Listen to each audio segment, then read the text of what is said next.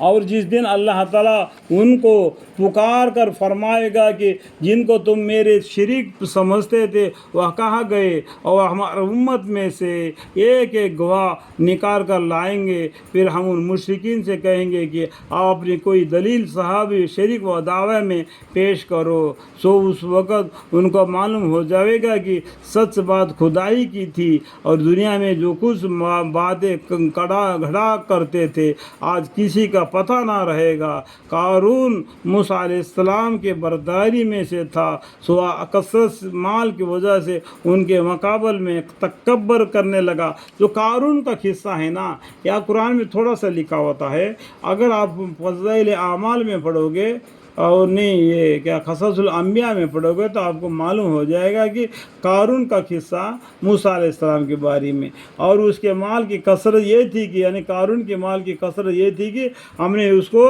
اس قدر خزانے دے تھے کہ ان کے کنجیاں کئی زور آور شخص کو گران بار کر دیتی تھی۔ دیکھو اس کی کیلیاں جو مکانوں میں اس کا مال بھرا ہوا ہے، اس کی کیلیاں ڈھونے کے لیے بڑے بڑے طاقت والوں کو بھی مصیبت ہوتی تھی، اتنا اس کو دے رکھا تھا اللہ تعالیٰ نے اس قارون کو، جبکہ اس کو اس کے برداری نے سمجھانے کے طور پر کہا کہ تو اس مال و حشد پر اتراؤ مت، واقعہ اللہ تعالیٰ اترانے والوں کو پسند نہیں کرتا۔ جو لوگوں دنیا میں تم کو مال دیا ہے نا، اس کے پر تم اترانا نہیں، تم کو برتنے کے لیے دیا، وہ اس کو غریب بنا دیا، تیرے کو امیر بنا دیا تاکہ اس سے تم اپنا کام چلا لے۔ تو دنیا کا جو نظام ہے وہ چلتا رہے، غریب آدمی محنت کرے گا، امیر آدمی اس کو پیسہ دے گا، اس کو بھی روزی روٹی ملے گا، امیر آدمی اور بھی کمانے کے لیے اور بھی آگے بڑھے گا روزی روٹی کے لیے۔ اس طریقے سے دنیا چلتے رہنے کی وجہ سے اللہ تعالیٰ نے بنا دیا۔ یہ نہیں سوچنا کہ ہم کو امیر بنا دیا ان کو غریب بنا دیا، یہ دنیا قائم کرنے کے اللہ تعالیٰ نے وہ کام کیا، اور تم کو روزی اللہ کا ذمہ ہے لیکن ڈھونڈنا تمہارا کام ہے۔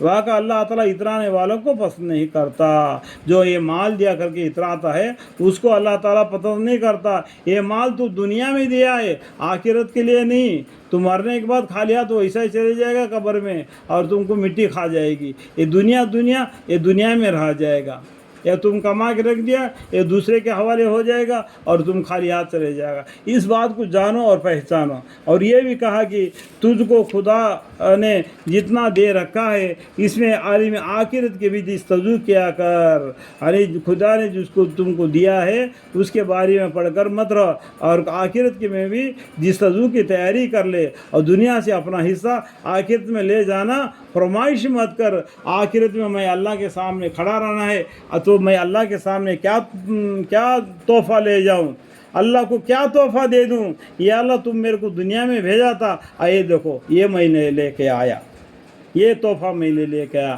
جس سے اللہ خوشی ہو جائیں گے۔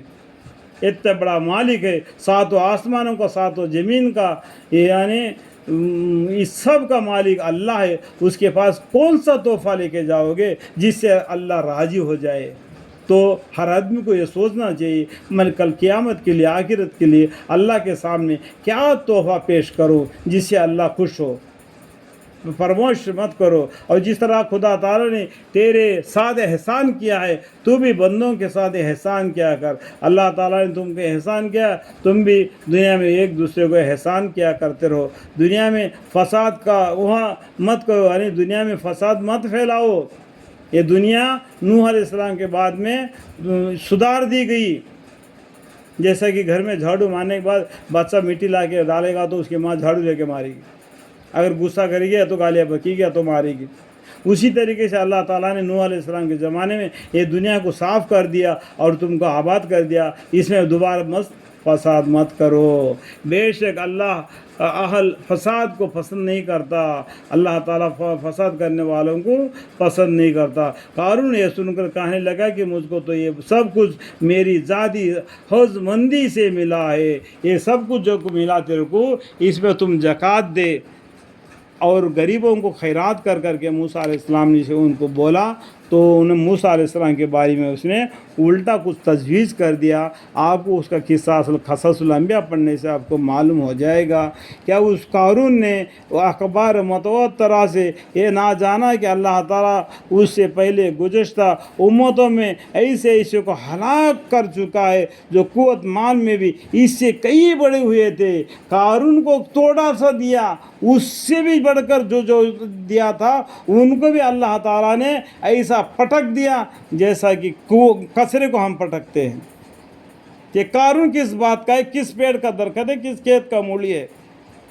اس سے پہلے بھی بہت اللہ تعالیٰ بولتے ہیں، اللہ تعالیٰ اس سے پہلے گزشتہ امتوں میں ایسے کو ہلاک کر چکا ہے جو قوت مالی میں بھی اس سے کہیں بڑے ہوئے تھے اور مذہب بھی ان کا اس سے زیادہ تھا، اور اہل جرم سے ان کے گناہوں کا تحقیق کرنے کے غرض سے سوال نہ کرنا پڑے گا، تحقیق کرنے کے غرض سے سوال نہ کرنا پڑے گا۔ اللہ تعالیٰ کو ان کے گناہوں کے بارے میں، ان کے کاموں کے بارے میں اللہ تعالیٰ کو تحقیق کرنے کا ضرورت نہیں ہے، اللہ کو سب معلوم ہے۔ اور اہل جرم سے ان کے گناہوں کا، جو گناہ کرنے والوں کو تحقیق کرنے کی غرض سے سوال نہ کرنا پڑے گا۔